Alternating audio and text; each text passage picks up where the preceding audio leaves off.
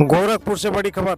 20 जून 2026 को press club Gorakhpur में आयोजित एक प्रेस वार्ता में डॉक्टर संपूर्णानंद मल्ल पूर्वांचल गांधी की पत्नी अंजना मल्ल ने अपने पति की गिरफ्तारी और दीनदयाल उपाध्याय गोरखपुर विश्वविद्यालय के में उनके साथ हुए कथित अन्याय को लेकर एक गंभीर सवाल उठाए हैं।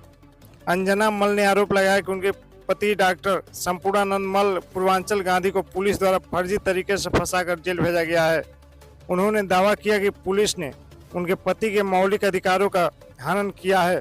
उनका आरोप है कि पुलिस और प्रशासन ने डर और दहशत का माहौल बनाकर बिना उचित न्यायिक प्रक्रिया के उन्हें जेल भेजने का काम किया है।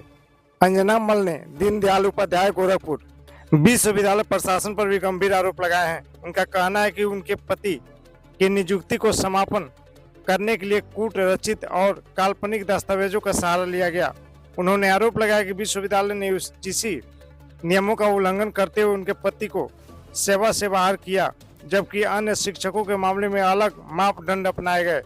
उन्होंने विभाग में हुई अन्य नियुक्तियों और पीएचडी की निष्पक्ष सीबीआई जांच की मांग की है, ताकि कथित अनियमितताएं सामने आ सके।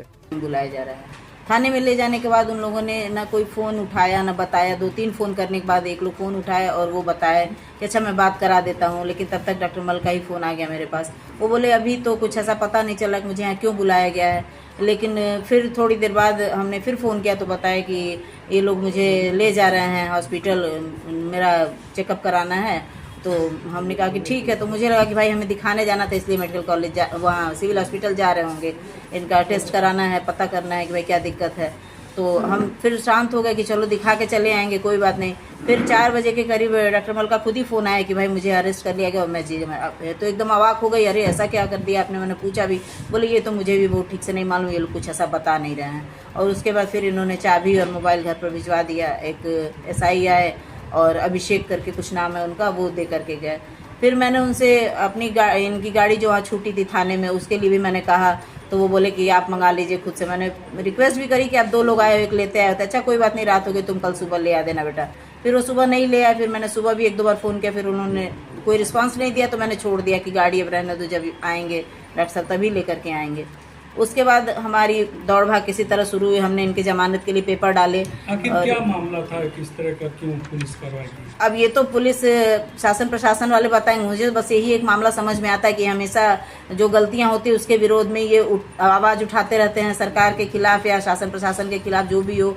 और दूसरा इनकी नियुक्ति का मामला है। जब यूनिवर्सिटी में कोई मामला होता है, जब ये अपनी आवाज़ उठाते हैं, तब कोई न कोई शासन प्रशासन से आकर के इनको रोक देता है। और वैसे भी जब ये अगले दिन का समय देते हैं कि मैं ये काम करूंगा, तो प्रशासन वाले आकर के इनको रात में 1:30 बजे, कभी 4 बजे, सुबह 8 बजे आकर के हमेशा रोक देते हैं कि नहीं आपको नहीं जाना है। किसी तरह का अल्टीमेटम दिया था क्या? नहीं, इस बार तो कोई ऐसा अल्टीमेटम इन्होंने नहीं दिया था। 10 तारीख को ज्ञापन दिया था और 11 तारीख को सुबह करीब 8-9 बजे के आसपास, टाइम तो मुझे ठीक से नहीं याद है, या 10:30 हो रहा होगा, आकर के और बुलाए और बोले कि इनको 2 मिनट के लिए मैं ले जा रहा हूँ। मतलब मेरे से नहीं बोले, डॉक्टर साहब से बोले, तो ये मुझे बता करके ले गए। और लेकिन ऐसा कुछ नहीं बोले कि वहाँ क्या काम है क्या नहीं। बस डॉक्टर साहब ने मुझे कहा कि 2 मिनट के लिए बुलाया गया है। और इन्होंने 10 को तो ज्ञापन दे दिया था कि 10 का ज्ञापन तो हो गया था, कोई दिक्कत नहीं थी। 84 सर कोई है, वो आए और लेकर के ज्ञापन इनका चले गए। और 11 को तो मुझे हॉस्पिटल जाना था दिखाने के लिए। और वहाँ मतलब सांस लेने में इतनी दिक्कत हुई, जेल में थे तो इनकी तबीयत उस समय भी काफ़ी ख़राब हो गई थी। तो जेल में भी इनको कोई हॉस्पिटल है जेल के अंदर, वहाँ इनको रखा गया था। तो हमने कहा कि भाई इनका सिविल हॉस्पिटल में इलाज होता, हम लोग वहाँ चल के दिखा लेते, क्या दिक्कत है। फेफड़े में इनके सूजन आया है, इनको सांस लेने में बहुत परेशानी होती। फिर प्रशासन वालों ने एम्बुलेंस मेरी बुलाई, एम्बुलेंस को वापस कर दिया। काफ़ी जद्दोजहद के बाद फिर दूसरी बुलानी पड़ी, किसी तरह तो दूसरी एम्बुलेंस आई।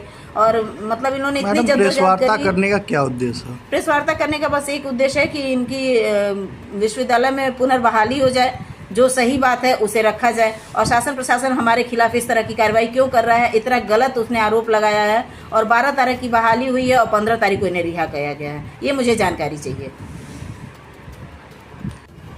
डॉक्टर साहब क्या मामला है, क्यों प्रशासन आपको अरेस्ट किया?